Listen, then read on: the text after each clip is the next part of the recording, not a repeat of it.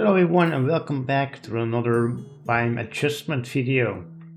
So this time we're gonna look at the desert, and well, there isn't really too much you can do with the desert, and to be honest I think Minecraft has already done a pretty good job with the desert. There isn't really too much I can change about the desert, as there's like plenty of things that's already pretty decent in the desert.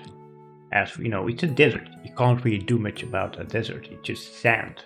But I need to give credit to Mojang for adding certain elements to the game, like this desert temple, which has already in itself been updated a couple of times. First with the loot downstairs that's been in the game for a very long time, but also now with the artillery that you have here. You can just take a brush and start doing some artillery. That's been pretty new. Good thing that Mojang added that to the game, so we can actually have a multiple purpose to the desert temple. So great work they do, and that's actually a very good addition to the game, and I agree that this is at least something worthwhile and something you want to go in and gonna go explore. Other than that, the desert is pretty empty, but that's just how a desert is supposed to be. Of course we have the desert villages, which is also a very nice thing where you can find camels again, another thing that's rather new and that Mojang added that I really like about them, further adding to a already existing biome, which they haven't done in my previous video about this, like the forests thing. It's been a very long time since they added something to the forests. So I'm gonna give Mojang credit for adding like a ton of new things, well, not a ton, but at least a couple of things to the desert that's worthwhile. What the fuck is this cave actually? Look at that. Look how insane this cave is. Jesus. But those things aside, there's still some things you can do with the desert. At least I tried to make it a little bit more interesting. I'd add something that maybe changes the desert just a little bit, and also something that makes the desert just a little bit more worthwhile to visit it to, if you just want to like explore and get your loot that way. So let's first look at the things I added here, which makes it a little bit different than the normal desert. Minecraft already did a very good job with how the desert looks, but I tried to make the sand a little bit more smoother, so it's more like stretched out. It's not like there's no jagged edges, because sand is very versatile, and sand goes into more of a pattern than like rocks, for example. With rocks you can have like jagged edges, some sharp edges, and all kind of different patterns, but with sand it's mostly all kind of like kind of like a bed sheet, you know, like if you go under your bed just like falls straight on top of you, and that's like the same thing with sand. It just falls straight into like one pattern. I try to keep this thing as smooth as possible. Maybe I've not done the best part in some areas, but I try to make it as smooth as possible, and at least try to keep it that way.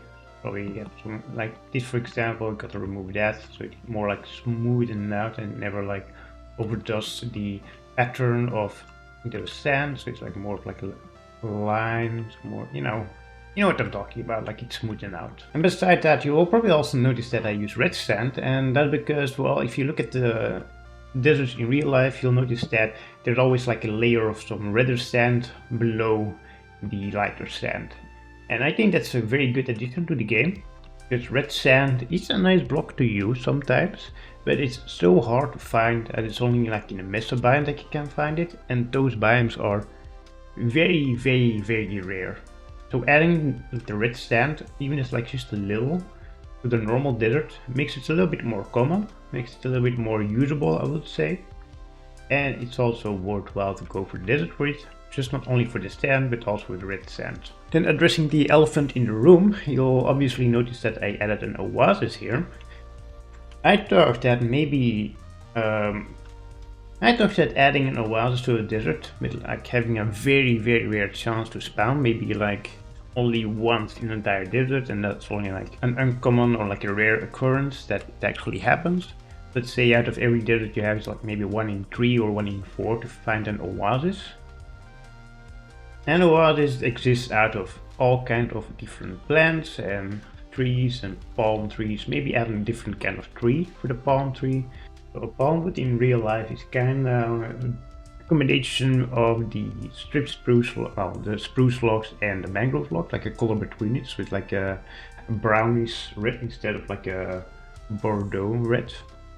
So adding that will be nice.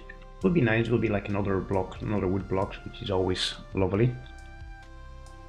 So yeah, they could even add a new tree to that and make it even more worthwhile to go to the desert with at least like some kind of sapling that you don't have yet, or some kind of wood type you need to hunt down for.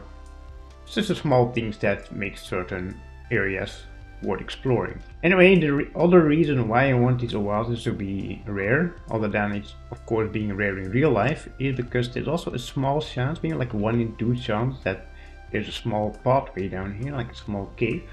And if you go through this cave, you'll notice that there's a small hidden sacred room here. This has been here for quite some time.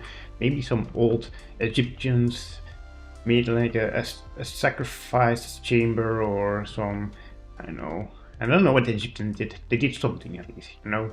They had us a room filled with treasures where they kept all their pharaoh's treasures, and this is one of those rooms. And that's why the Oasis is so rare, and this thing is like even rarer, I guess. Like only if you do use the calculation of 1 in every 3 deserts that you find in Oasis, and only 1 out of 2 Oasis has a room like this. It's only like 1 in 6 deserts that has a room like this. Maybe that's a little bit too rare. It depends on what they wanna do with the loot. Loot wise, in every chest, in every pot, you'll find either a diamond or an emerald, or even more, maybe like 20 or 30, considering how rare this place is. So let's say there's like 30 diamonds in every pot, or 30 emeralds in every pot, having like a random number generator in it, in whether it's a diamond or not. And then in the chest itself, there's different kind of loot.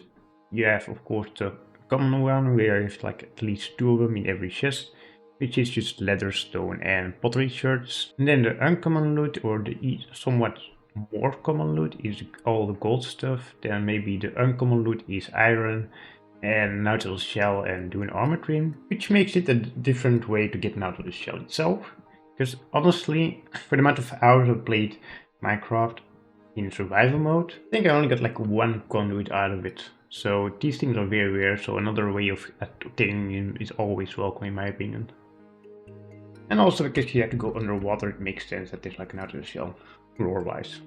And then the rare loot is the diamond, and also netherite scrap, which makes this place a little bit more worthwhile if you don't want to go to the nether, like doing all the explosion stuff. This is also a way to getting netherite scrap, which makes this place also worthwhile for exploring.